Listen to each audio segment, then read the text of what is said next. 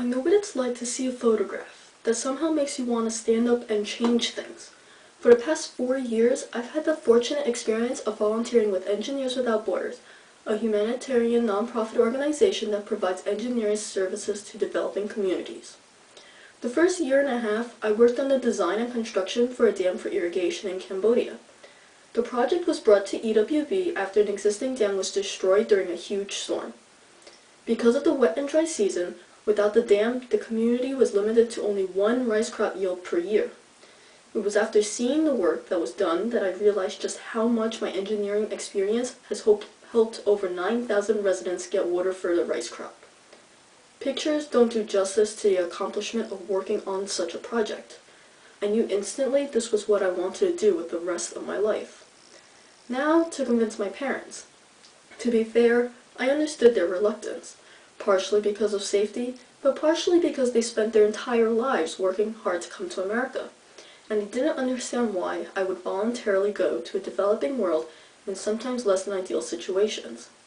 During a trip to Kenya, I once wrote, "As I sit in my room in my little confined bubble, protected by a bug net, I can't help laugh at the situation I'm in, and the events that have brought me here.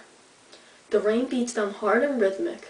It's a lot better than the bugs buzzing in my ear earlier today. Unfortunately, it is now the rainy season, and the area is just swarming in bugs. But to be fair, the rainy season only means good things for the community of Usalama. With all the rain, everyone has eaten more because of the extra maize. During the dry season, you can see so far in the distance because the land is so barren, and all the animals and people are hungry. But these Mayfair bugs and mosquitoes are just everywhere, and they keep kamikazing in my face.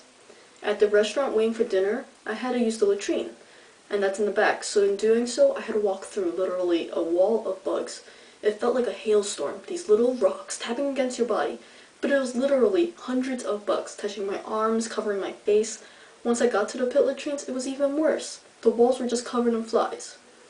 And then knowing full well what I had to walk back through, I braced myself, closed my mouth, covered my face, and walked straight back through this wall of bugs that pelted my body. And it doesn't get better the second time around. I will just not use the latrines again. But now, as I sit in my room at the guest house, with the pit latrine that's giving off such an awful